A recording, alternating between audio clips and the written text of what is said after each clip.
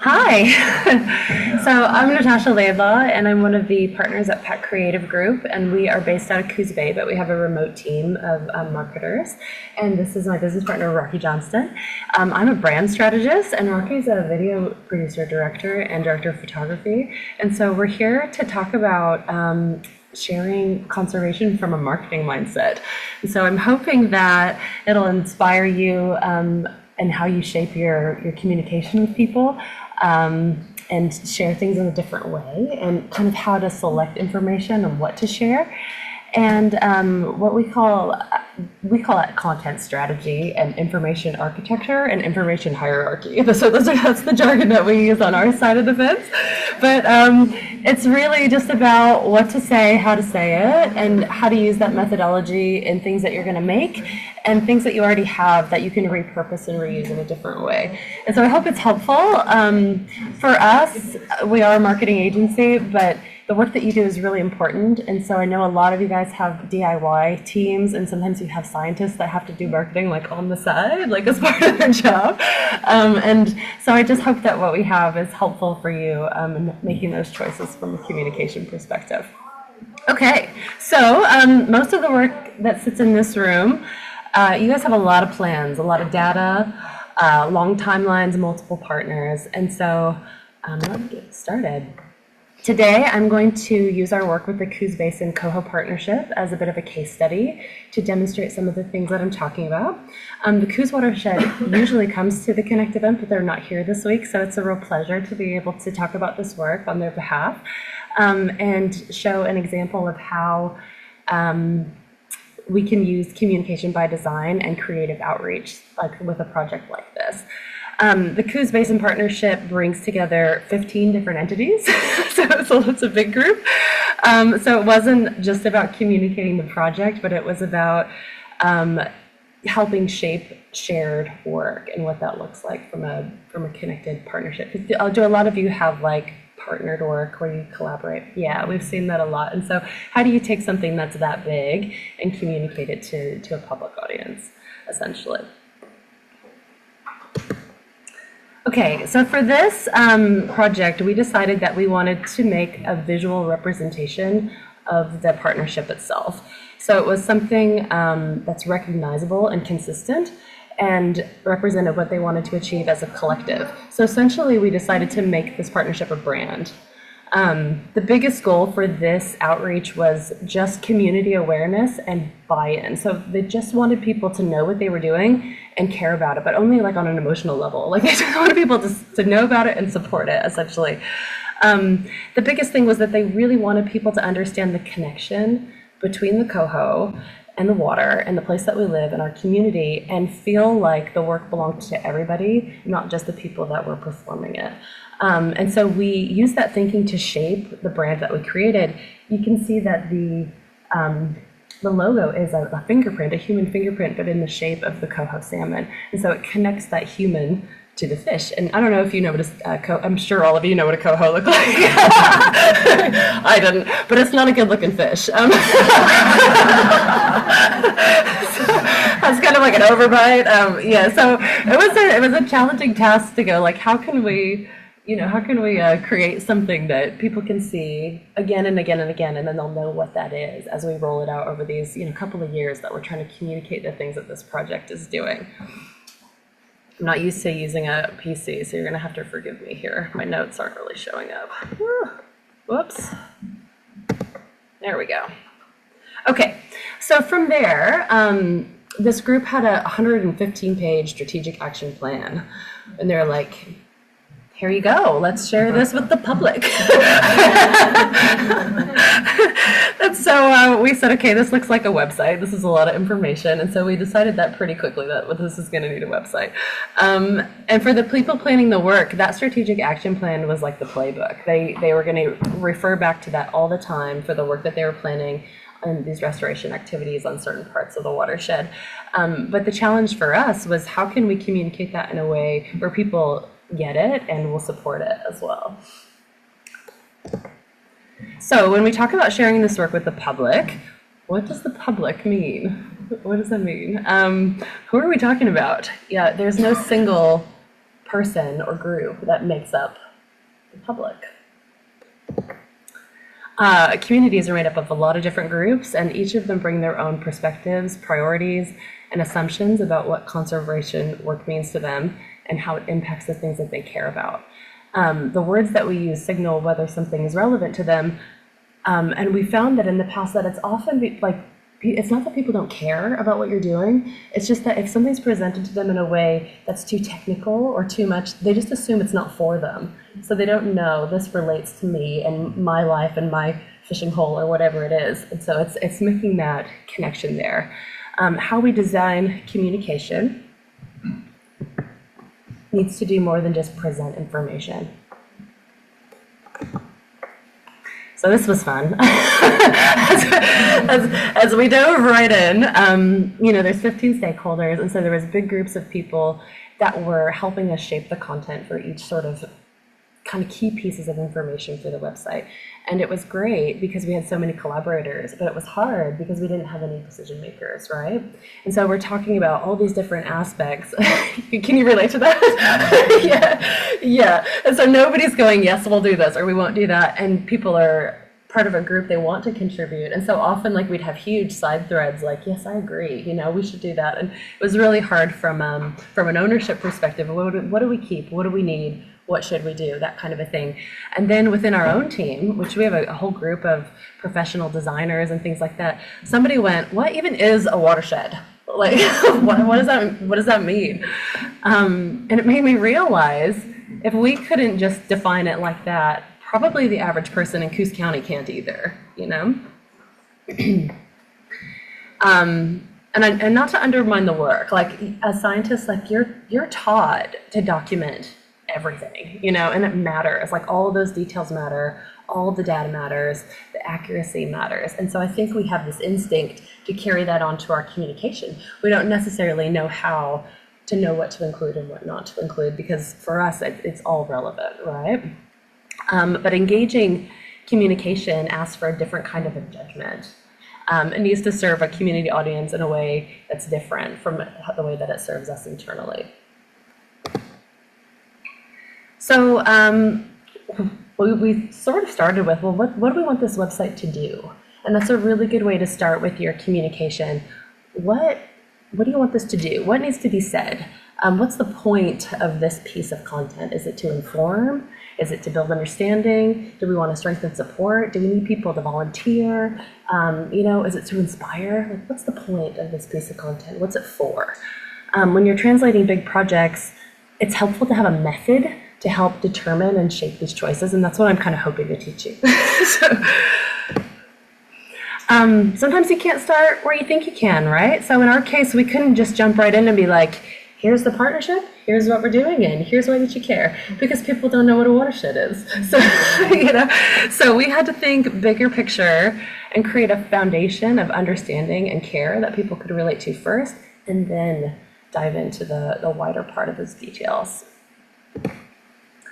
So before the work itself could make sense, we had to answer that question, what is a watershed? And then, what are coho salmon? What's happening with them? What's going on with the salmon? What do we need to care about this? Why does this matter here? Not just abstractly, but here where we live, in our place. Community awareness depends on that foundation of learning first. I'm just speeding through this. So when we make anything, we have to remember that everything we build is for somebody else. Everything we make is for somebody else. This website isn't about documenting our work for us, it's for them. And so sometimes we get into the habit where if we think something's important, we need to post it, right? We need to put it on the website. So it's a real common thing to do. But you have to put yourself through a bit of a filter that if what you're posting isn't for the person who's going to read it, it doesn't belong there. And that's a good kind of method to have in your mind. If this doesn't matter to the person who's going to see it, it doesn't belong on the website. It helps to think about our intention first. So when you start with a piece, ask yourself, what do we want people to know? And then when they see it, how do we want them to feel when they read it or they see it? What emotion do we hope to spark when they look at this? And then what do we want them to do with the information that's presented? And that's a real marketing mindset. We always ask that. So what do we hope will be the response on the other side when people receive or experience this communication? Those questions will help shape the structure of what we say and how we say it. And it starts with what needs to lead, what context needs to be given to support that lead idea, and then what extra details can we add to make it go further and more interesting. Wish I knew how to work a PC. I can only see the top half of my notes. That's okay. It's okay, don't worry. I'm just going to keep on chatting. Thanks, you guys. So this is a framework that we kind of use in simple terms. Lead, support, explore. It's 3 parts of how to choose what to say. Lead is the thing that someone needs to know first. What's the big idea? What's the one thing that people need to get right away? The core concept, whether they see, they hear it, or they read it, it needs to be right there in front of them. What's the big idea? The core concept is what helps make the rest of it make sense. So you can't start with the big old project. You have to narrow it right down to what are we doing? Why does this matter? Support is what helps explain it, reinforce it, and give it context. So supporting information that supports this top idea. And then explore are the extra details. It might be a deep dive. Like there might be people on your website or watching your video or whatever it is that you're making that can help give extra details that for some people, for the right audiences, this is really interesting and we can provide that extra details, but it needs to be at reviewer's choice if they're gonna see that or not, so that they can decide if that makes sense to them. Okay, so this structure helped us make these decisions on the website, essentially. With it, the work becomes a lot clearer. What do people need to know? What key things can we add to help them understand it? What can be added as extras to make it more complete? And then align to the project's overarching goals. This is information architecture or information hierarchy, and that's a form of judgment, so that it's very clear on what the core idea is and what the supporting information is. Does that make sense, or is that too marketing jargony? Good? Yeah, okay, cool. Okay, so we needed to lead with what people need first, and in our case it was, this is our place, this is where we live, this watershed matters. The coho salmon help tell us if the larger system is doing well. So it's I know all you guys know, it's an indicator species, right? If the salmon are doing good, we're all doing good. And that was kind of the key message that we wanted to say there, including humans, right? Not just the species in the water. Let's see. Will that play if I click that? Yeah, cool. So the same thinking helped shape the language of the website and the sitemap itself. We used language like our place, our coho, our plan. The goal was to make the work feel really shared and not separate from the rest of the community. We asked the first questions, the big questions, loud and clear. What's going on? What are we doing? Why does this matter? And it's a way that we could connect with people on a really simple but engaging level. And from there, the support work could do its job. Then what's being done? What needs to happen? What work is happening? What does that look like? How are we measuring those results?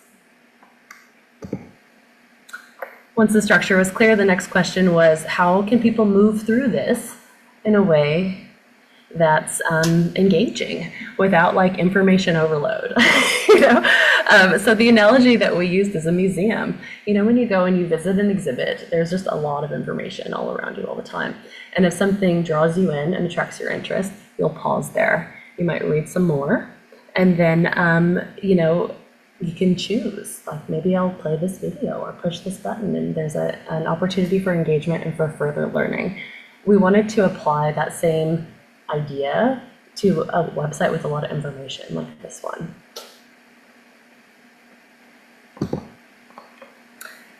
So again, this is where we applied that hierarchy. The lead gave people the main idea in a way that's visual and interesting, and enough to hold their attention. people make that decision really quickly, especially on a website. Like, how much time do you think you spend on a web page? Like a second, right? So you have like a couple of seconds to capture their interest. And some people will scroll down, some people will click out right away, some people will engage to read a little bit further. And we knew that behavior was coming, and so that's what we chose to do on the site as well. And that's what you can choose to do when you create your content. Think about what needs to matter first, and then have a little, choose your own adventure actions after that to keep their attention. Yeah, I think that makes sense. I wish I could see my notes. It's okay. Is there? I see the scroll bar, but it's not letting me access it. Yeah, there you go. You have to scroll, but it's so slow. It's so slow. It's okay. You're doing great. Yeah. Thanks, guys. I feel like I'm really rushing. That's okay. It allows us more time to talk afterwards. Okay, let's see. Where's my? Oh no. Now it's doing what it did to Eric. Okay. No? What's happening? Okay. Okay. So one of the most clever ways that we did this is we really wanted people to be able to see themselves on the website, and we wanted to represent every stakeholder on the website as well. And so what you just saw there is we call them talking heads, essentially.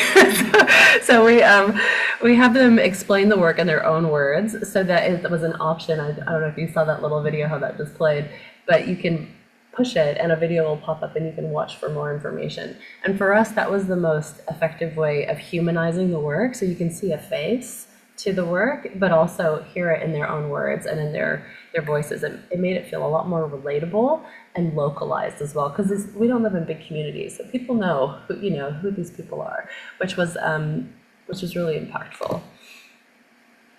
In producing these videos, we really had to apply our rules there too.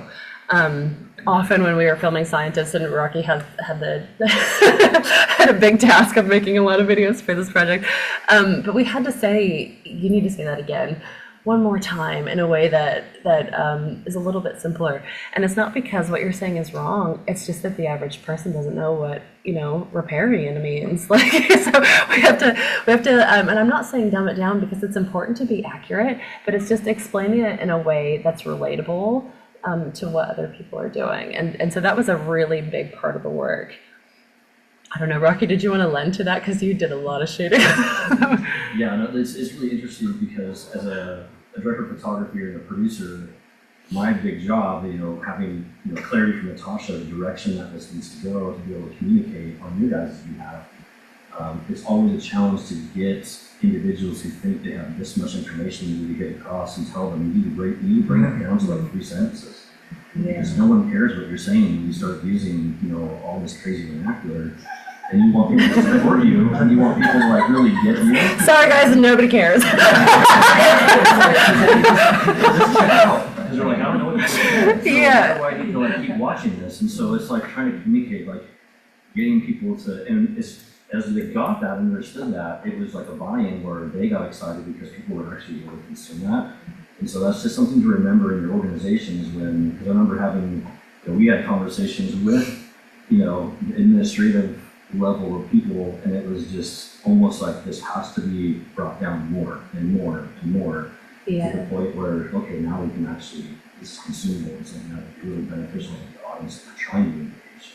From that point on, it worked out really, really well. It was a learning curve. There's a few outtakes, I'll tell you that, yeah. And it's not that it doesn't matter, it's just what I said before. If it's not said in a way that's for the person receiving it, they don't think it's for them. They don't think it applies to them and their life or their place in the project or the community. And so that's the key differentiator there. Thanks for that, Rock, that was good. So what I like about this is you can apply it to work that you already have. Like, you probably have something created already. I bet you have a website, and you might have a piece of content that maybe performed okay. You have a video that you want to create. You might have something that you have already. Put it through this framework of what leads, what supports, what sits behind it, and see if you can rejig it and re-release it. In marketing, we are all about using content to its max ability. Like if you think about a social media post or one thing that will hit a certain amount of eyes the first time, like rejig it, revise it, do it again, do it again, do it again, and use it and reuse it and reuse it. There is nothing wrong with that. And if you feel like you have a piece of content that does perform really well, again, continue to reshape it and reuse it and see if you can make whatever is attracting people to that piece of content apply across your other formats as well. Again, I'm just like really driving this home. Just start with one sentence. What is this about? Like, what is this about and why does it matter? And then from there, what can we add that's context? What can we add that supports our big idea? And what are some little details that we can sprinkle in that are interesting to people? And that's the like core shape of what you want to say. And you might find that your big story actually harbors a lot of little stories, and that's what you want to do. Those of you who went to Eric's talks this morning, he was talking about the same thing for earned media. It's the same for your own media. And if you can keep these, if you can produce these stories, they last a long time. They last a really long time. And so now that you know how to say and what to say it, the fun part is how do we want to bring it to life? And we live in a time where we have so much choice for media that it's kind of overwhelming, right? Like nobody ever knows where to put their marketing dollars. Like where do we release things in a way that people will see it? Like what's more important in person or online? And it really depends on who you are, where you are, what your reach is, what your budget is, all those things. But there is an opportunity for really impactful storytelling. And our friends at Coos Watershed are really creative in how they do that. They have a real mixed format, and I'm going to share a really fun thing at the end with what they're doing. But it's an opportunity to get creative and tell a story. But usually if someone comes to me and says, we have the budget for one thing, what should I do? I always say, make a video, because it goes the longest, it goes the furthest. Video holds attention immediately. We have the data that shows if your website has a video on it, people will stay on it longer, and that's the goal. So that's good. A strong video gives people a reason to stay on your site and engage further. It also can reach people beyond what's in front of you. So it can stand the test of time, right? You might be at an event and we might all meet and you could see a video years later and something would spark that memory. So for the type of work that you're doing, it's really impactful. It's also your opportunity to humanize the work, and it puts faces to the work that you're doing. It can make information feel more accessible and digestible. And then we found that it has a really wonderful internal impact as well. Because I think a lot of the times, you're working on a project for years at a time, and you're out there and you're buried in data, and when you stand in front of somebody and you talk about what you're doing and why you do it, it's a real morale boost for the team as well. Like it's nice to feel like we're creating something meaningful together, and that connection reads really well to your community audiences. Let's explain why we're all here, what we're doing, and why it matters. And I think, the biggest thing is video can be repurposed in a lot of ways too. And so you can take one long video and you can shorten it and use it for another format. You can put it on YouTube Shorts. You can turn it into a series of TikTok videos. Like you can use one piece of content and it can have a really wide reach. It can be an ad. It can be social. You can do a lot with it. We have seen project videos used for annual meetings, for stakeholder engagement, community screenings. Our friends at the South Slough keeps a series of videos on an iPad so that when they go back to Washington, D.C., they can just pull it up and be like, this is what we're doing on the ground in Oregon. Really handy, really convenient. And I think I've lost my train of thought there. I think that it really does. It's the nicest way to sort of tell a story and help connect with all sorts of reasons, all sorts of stakeholders and engagement and things like that. Rocky, do you want to add anything on that one?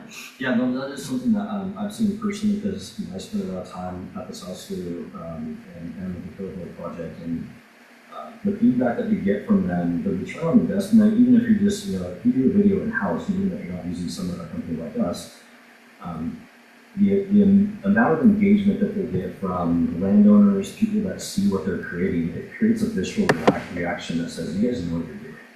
It's not just an abstract anymore. So the ROI, the reach that you get from creating content like that goes far beyond like what Natasha was saying than just trying to do a traditional advertisement or a press release or something like that. And it kind of creates that reality where, and what I've seen with them personally in my own community, because that's where I live, is people know all these people that are on this project, and so they get excited. They share it with their family, and they share it with their family, and then it's like it has this organic reach that also reaches a community at a level where you couldn't necessarily do that on your own if you just put out, like a post, that didn't have any video attached, so people go, hey, that's my uncle, or hey, this person over here, I worked with that guy at the fish hatchery, he's really cool. And so it just kind of created this really unique response within the community at a grassroots level that's really important for the work that you guys do, because it creates visibility that's positive. Because a lot of times I know, being a community, I'm an angler, you have all sorts of different perspectives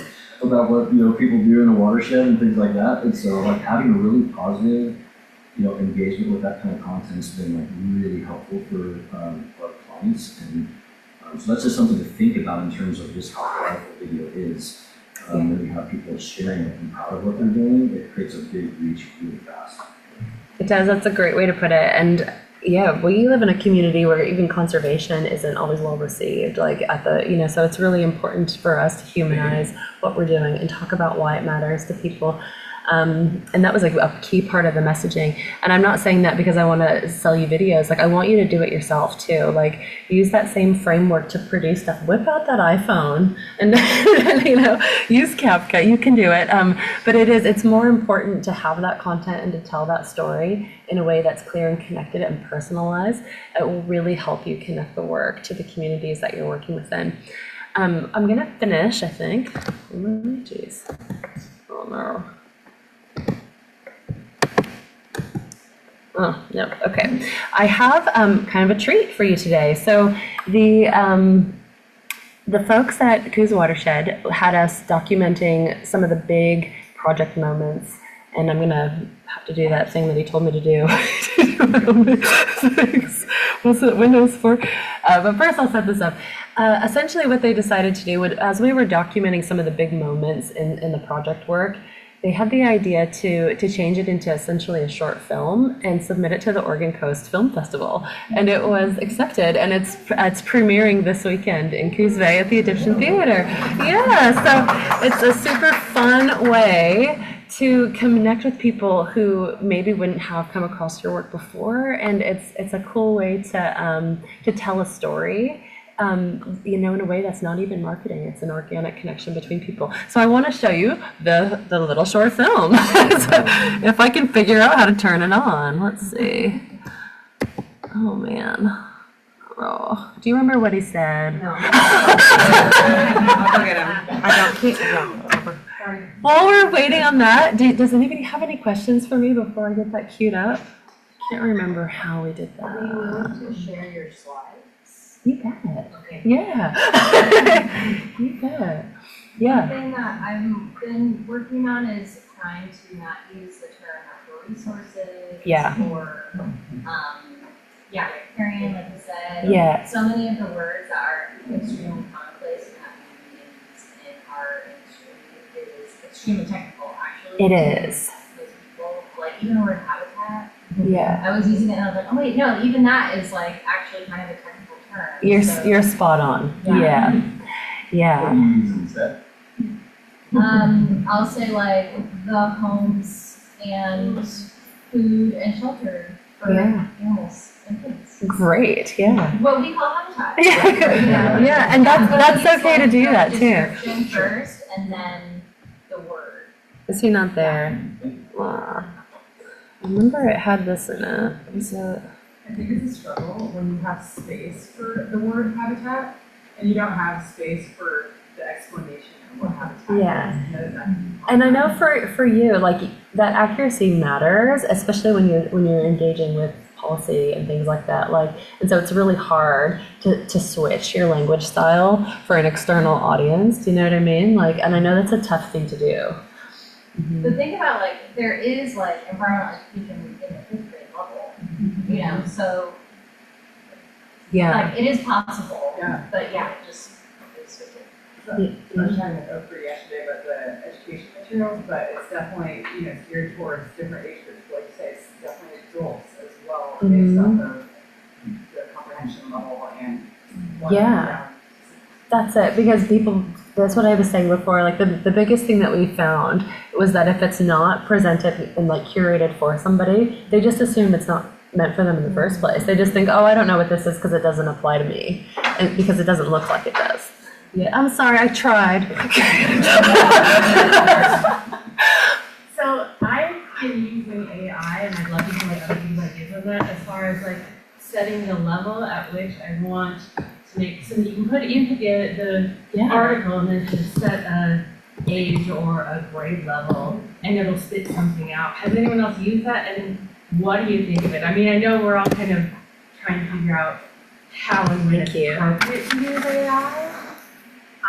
We have been refining our presentation for TNDL, so we're trying to communicate like not prescriptive, but like for us, it feels like an emergency. I'm with ODA's Athletic Quality Program. We've been refining like a comma and a syllable at a time over meetings and meetings. People ask us questions and we realize this slide is phrased this way, and that's why you're asking this question. I changed it for the next time, and now we're not getting questions because people are understanding it.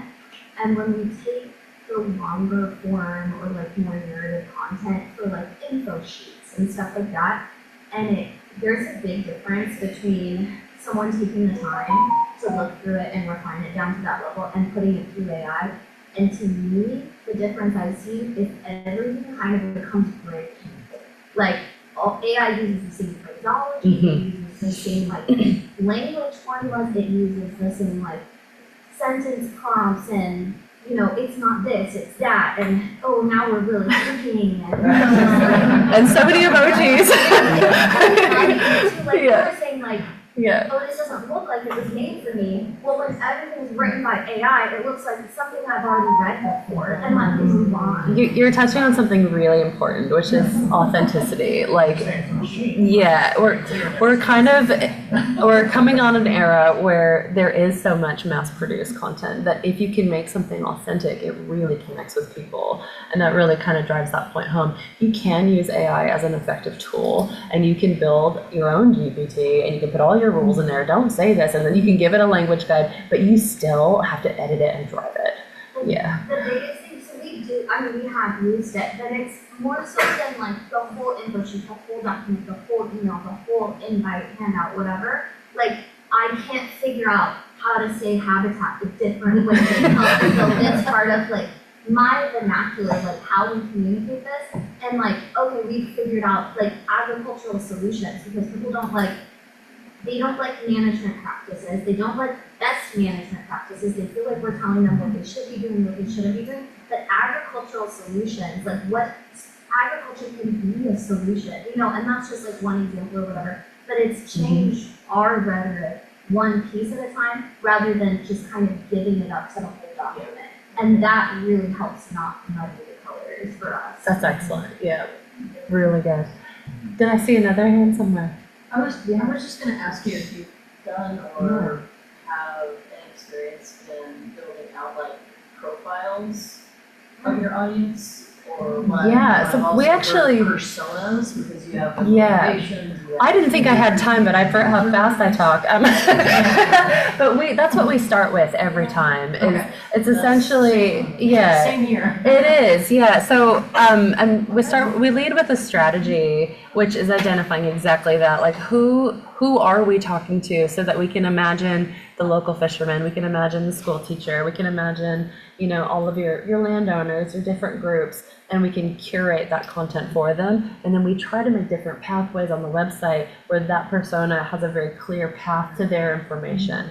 Yeah. And to what you're saying, if you can create, in my mind, personas, add that, and add that as context, that might Yeah. work with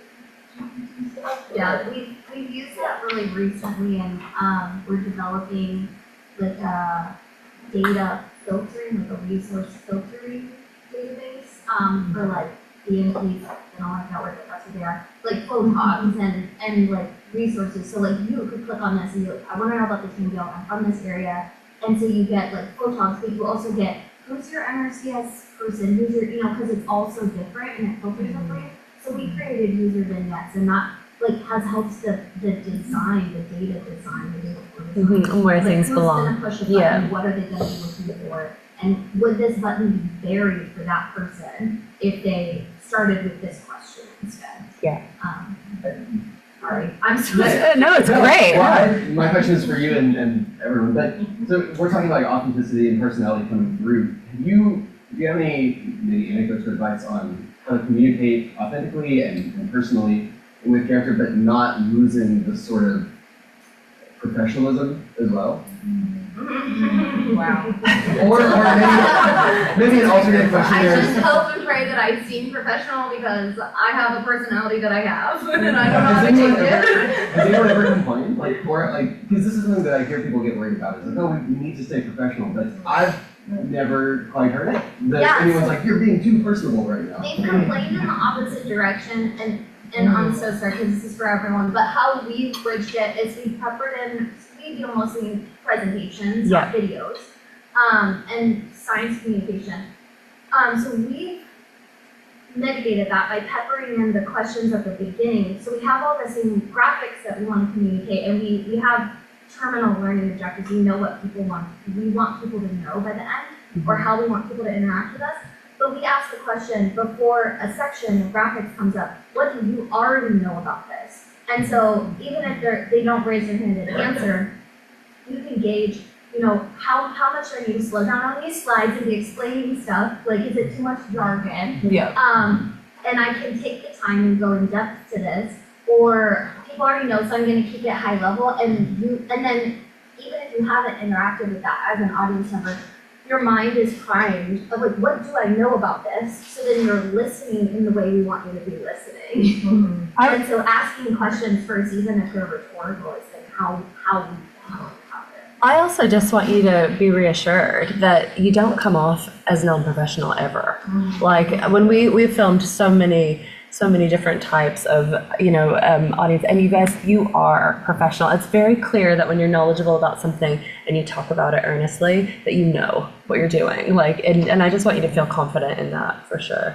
Yeah. I just want to say kind of in relation to your question, I've never been told by the public that the way that I'm communicating is unprofessional. The only time I've ever been told that is by other partners in the science community who are either some level of like upset or frustrated that something wasn't to be exactly like technical, so everybody just So what's really important is it depends, like when you ask that question about professionalism, it depends on what your definition of professional means. Yeah. And so if you're like, from your standpoint, you're like a high level intellectual, you're educated at a high level in this, and you say this is professional, and you talk that way to somebody who's not, that their perception of what you just said, you could dumb that way down, like that is professional. Because he knows. It's like That's every the house. pushback we've gotten is people, like, Yeah. before we start asking this question, it's like, whoa, that's too much, like, you gotta, what's a TMDL, like, I don't even know, please define it for me. That's what we've gotten is it's too high level, or it's not too professional, but It's just like, not relatable. yeah, not Yeah. bringing it down to So that's the- kind of what Natasha's talking about is our job and your job when it comes to interacting to really get across the magnitude of what you're doing. Like you understand the magnitude of what you're doing, and this is the magnitude set up here. And you want to connect with people that will connect with the magnitude of what you're doing at a vernacular level that's down here. And it's still going to be just as professional if you communicate out there. So you can't think of it in terms of like professionalism, not professional. That's not the right question necessarily. It's like, how do I make sure that they understand the magnitude of what we're doing, the way that they can grasp it, internalize it, and then go, this is valuable. Or even, I'll care about this. Yeah, I care about this, and this is actually really cool. And Mm-hmm. so it's like really important to like understand those distinctions and not get too bogged down with that. Like, oh, I don't want to be perceived as I'm not, super professional or intelligent. Just Yeah. people that we talk to like that. But Yeah, yeah, I feel like there is some kind of distrust or too much professionalism coming from like government and stuff. Like it depends on who you're working with, but there's some people that don't that a high level of professionalism isn't what they're looking for and not something that they're like comfortable with. So yeah. Yeah. I think as we come into this new AI era, we will see more and more things that look and sound the same, and authenticity and that like a real sense of like human relationship will really shine through in the things that you make. And if you just keep that in mind, like what do I want the other person on the other side? What do I want them to think, feel, hear, do when they watch this or they read this? Then that will help shape the language that you choose. And that was really the biggest point that I wanted to drive home today, because that's what really makes things meaningful. And that impact packs a punch. It goes a long way with support and just stewardship and all of that. Yeah. We do, so great to do. Yeah. We do have like an editing tool, it's called, we use a Hemingway. Mhm. Right? Yeah. Because the other thing that space that we're looking at too is also when you make creatively, we'll have to mark as being creative. Oh, really? Yeah. I feel like especially with the folks that I work with, they're not gonna trust it. And so something that I think is around the original origins of editing tools that tell you like, Mm-hmm. when you create this document, this is a 12th grade document. But when there's caveats, like when I have to write Department of Environmental Quality, environmental comes up as a word that is Yep. more difficult. Yeah. But I found success using like, those types of editors, like that. Mm-hmm. It's definitely a useful tool for sure. Yeah. Yeah. I have a question going back to the design of the website. Yeah. Like, just in creating like a new website, essentially, you know, for district, for example, going from their current website platform to like reinventing and like creating a new Yeah. website. How do you, and as a person who hasn't done that before, Mm-hmm. how do you organize, you know, just the content and the various pages and the map of that? Like, how do you organize that before, you know, because there's like the visual component part of that, but then Yeah. there's just the content organization to then add that design element? And so we're a content-led brand as well. We call ourselves branding first because it's important to know, and when I'm talking about branding, I'm not just talking about logo, where you're positioned, like where you're positioned within your market. And then we do content first and then the design to meet the content. And we touched a little bit about information architecture and someone else was talking about user-centered design as well, which is exactly what we mean, that there's clear pathways for all your expected users of the website. So if you're real estate, there's buyers and sellers, right? So what are the pathways? That's an easier way to think about it. But your website, your homepage is always your overview of the rest of the site, and it's in order of the information that people should receive. So what comes first? What's next? What supports? And this is a simpler way to do that. But then it should answer all the important questions: who, what, where, why, and that is how you organize. In terms of your own, like, do Yeah. you, like, in terms of, like, keeping track of all of that, like, do you use, like, a certain program, or like Excel, various spreadsheet, like, how do you, like? Depends on how big the project is, yeah. But we use content pillars to help organize the information based on what the key messages and themes are. Yeah, we can talk more if you want. Yeah. Also Yeah. have a like communications planning document template that's for communications planning it's for our SIA process, but it's for SIA students and stuff to use, that goes through audience themes and messages, but in the way that we deal with like agricultural landowners, so it doesn't have to be like the same words or whatever, but it uses communication planning principles for the typos that I can share as a resource. Yeah, absolutely. That key messaging is like everything needs to come back to one sort of hierarchy of information, if that makes sense. Yeah, it's not an easy thing to teach or talk about, but it still comes back to that essential idea of like, what do people need to know right away? Because you don't have a lot of time, especially on a website, to capture somebody's attention. So what do you need to say? And then what can you put there that's visually attractive that someone might linger there for a minute and want to explore more? And then that's where your supporting content and your little extra details go. So we went through every section and did that. And there are deep dives in there where we talk about what riparian means, yes, and habitat. And so, but it talks about exactly that. What does this mean? Because this is something from the SAP that talks about the work that we're doing, and then it sort of translated it in another column. What does that mean? And so, I invite you to take a look.